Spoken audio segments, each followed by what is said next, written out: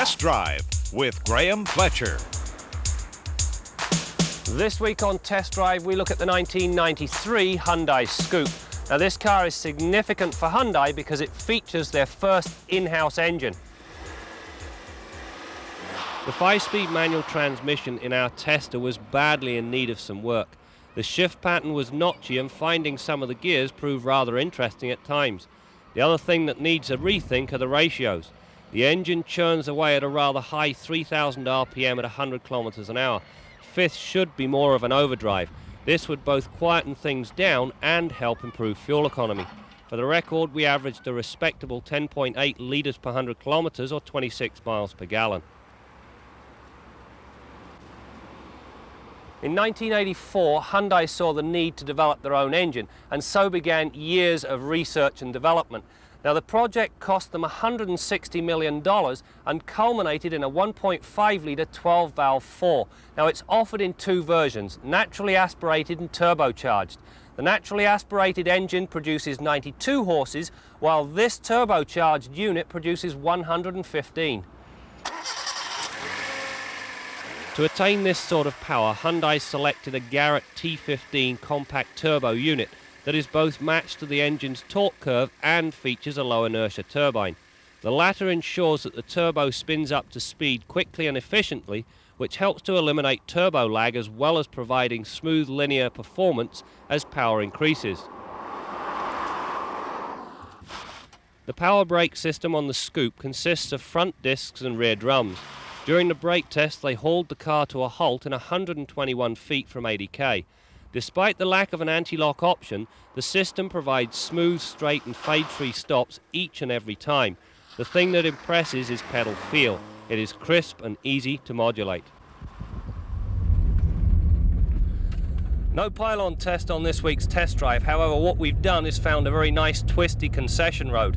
Now, the Scoupe is handling the bends very well indeed. However, the big bumps it goes over and swallows them in stride. The small ones it passes on a little bit too much harshness for my liking. A little bit more suppleness in the low end would do this thing wonders.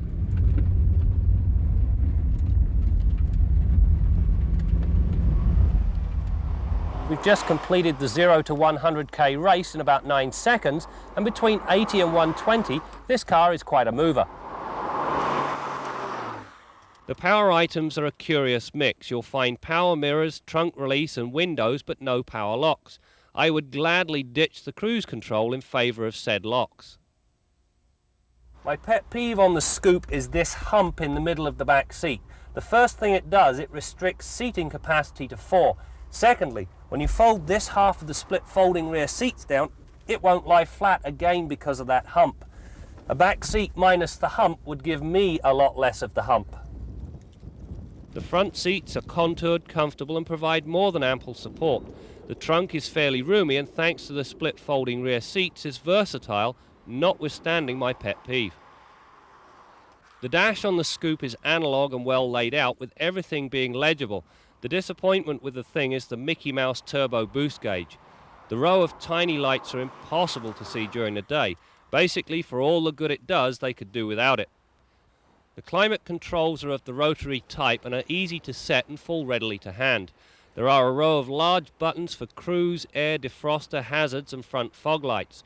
Buried below this little lot is the radio, a long way from your usual line of sight. Fortunately, operating it is easy and sound quality is quite good. To deter people from pinching it, it comes equipped with an anti-theft device. The turbo package consists of the aforementioned turbo boost gauge, special seat and cloth trim, a sport suspension, fog lights, leather-wrapped steering wheel and gear knob, plus the obligatory turbo badging. On that subject, I must comment on the extended rocker panels with the tacky turbo badge on the front. This is definitely the worst case of overkill I have yet to encounter. My initial impressions of the Scoupe were favourable. Here was a sporty little car that offered a great deal of dollar value. This second generation model will continue the trend.